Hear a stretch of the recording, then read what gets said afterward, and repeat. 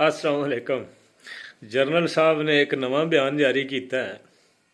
ਉਹ ਸਾਡਾ ਇੱਕ ਬੰਦਾ ਆਈ ਤੇ ਉਹਨੂੰ ਜਦੋਂ ਹੀ ਕੋਈ ਕੁੱਤਾ ਪਵੇ ਆਈ ਨਾ ਤੇ ਉਹ ਅੱਗੋਂ ਕੁੱਤੇ ਨੂੰ ਆਖਦਾ ਹੁੰਦਾ ਈ, ਉਹ ਬਸ ਕਰ ਬੜਾ ਹੋ ਗਿਆ, ਤੈਨੂੰ ਟੁੱਕਰ ਦਾ ਬੋਲਾ ਪਾ ਛੜਨ ਦੇ, ਇੰਨਾ ਕੁ ਤੂੰ ਕਰ ਲਿਆ।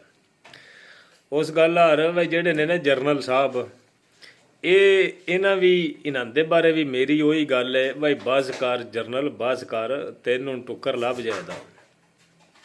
ਐਸੇ ਬੇਗੈਰਤ ਨੇ ਖੁਦਾ ਦੀ ਕਸਮ ਇੰਜ ਸਮਝਿਆ ਨਾ ਵਾ ਪਾਕਿਸਤਾਨੀ ਅਵਾਮ ਜਿਹੜੀ ਹੈ ਨਾ ਇਹ ਲੱਲੂ ਹੀ ਨੇ, ਇਹਨਾਂ ਨੂੰ ਕਿਹੜਾ ਕੋਈ ਪਤਾ ਹੈ ਜਾਂ ਇਹਨਾਂ ਦਾ ਕਿਹੜਾ ਖਾਨਾ ਕੰਮ ਕਰਦਾ ਹੈ। ਦਹਿਸ਼ਤਗਰਦ ਤਨਜ਼ੀਮਾਂ ਇਹ ਖੁਦ ਬਣਾਉਂਦੇ ਨੇ, ਆਪ ਵੀ ਇਹ ਸਭ ਤੋਂ ਵੱਡੇ ਦਹਿਸ਼ਤਗਰਦ ਨੇ। ਜਿਤਨੀ ਦਹਿਸ਼ਤ ਇਹਨਾਂ ਪਾਕਿਸਤਾਨ ਵਿੱਚ ਫੈਲਾਈ ਹੋਈ ਹੈ, ਇਸ ਤੋਂ ਵੱਡੇ ਦਹਿਸ਼ਤਗਰਦ ਹੋਰ ਕੌਣ ਹੋ ਸਕਦੇ ਨੇ। ਉੱਤੋਂ ਦਹਿਸ਼ਤਗਰਦ ਪੈਦਾ ਕਰਦੇ ਨੇ, ਜਿਸ ਤਰ੍ਹਾਂ ਇਹਨਾਂ ਉਹ ਬਾਰਡਰ ਏਰੀਏ ਵਿੱਚ ਸਾਰੀ ਉਹ ਪੋਸਟ ਦੀ ਕਾਸ਼ਤ ਕੀਤੀ ਹੋਈ ਹੈ ਨਾ, ਖੇਤੀ ਮਨਸ਼ਿਆਤ ਪੈਦਾ ਕਰ ਰਹੇ ਨੇ। ਉਹ ਇਮਰਾਨ ਰਿਆਜ਼ ਦੱਸਦਾ ਹੀ ਪਿਆ, ਇੰਜ ਇਹ ਦਹਿਸ਼ਤਗਰਦ ਪੈਦਾ ਕਰਦੇ ਨੇ। ਤੇ ਸਾਡੇ ਅੱਗੇ ਆ ਕੇ ਕਹਾਣੀ ਇਹ ਸੁਣਾ ਛੱਡਦੇ ਨੇ ਬਈ ਸਾਨੂੰ ਹੋਰ ਵੀ ਜੰਗਾਂ ਲੜਨੀਆਂ ਪਈਆਂ ਤੇ ਅਸੀਂ ਲੜਾਂਗੇ ਤੇ ਅਸੀਂ ਦਹਿਸ਼ਤਗਰਦੀ ਜਿਹੜੀ ਹੈ ਨਾ ਖ਼ਤਮ ਕਰਾਂਗੇ। ਉਹ ਬੇਗੈਰਤੋਂ ਸ਼ਰਮ ਕਰ ਲਓ, ਸਾਡੇ ਚਿੱਟੇ ਆ ਗਏ ਨੇ ਇਹੋ ਗੱਲਾਂ ਤੁਹਾਡੀਆਂ ਸੁਣਦਿਆਂ ਪੂਰੀ ਦੁਨੀਆ ਦੇ ਵਿੱਚ ਹੋਰ ਕਿਦਾਈ ਵੀ ਦਹਿਸ਼ਤਗਰਦੀ ਨਹੀਂ ਹੈ ਸਿਵਾਏ ਪਾਕਿਸਤਾਨ ਦੇ।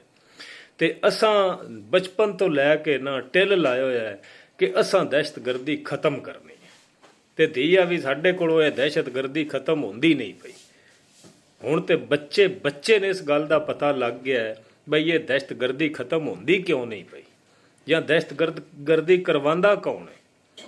ਉੱਤੋਂ ਆ ਕੇ ਤੁਸੀਂ ਇੱਕ ਨਵੀਂ ਕਹਾਣੀ ਕਰਾ ਛੱਡਦੇ ਹੋ, ਕਹਾਣੀ ਖਾਨਾ ਹੋ। ਤੁਸੀਂ ਕੀ ਸਮਝਿਆ ਬਈ ਇਹ ਪਾਕਿਸਤਾਨੀ ਅਵਾਮ ਜਿਹੜੀ ਹੈ ਇਹ ਟੁਕੜੇ ਨੂੰ ਚੋਚੀ ਆਖਦੀ ਹੈ।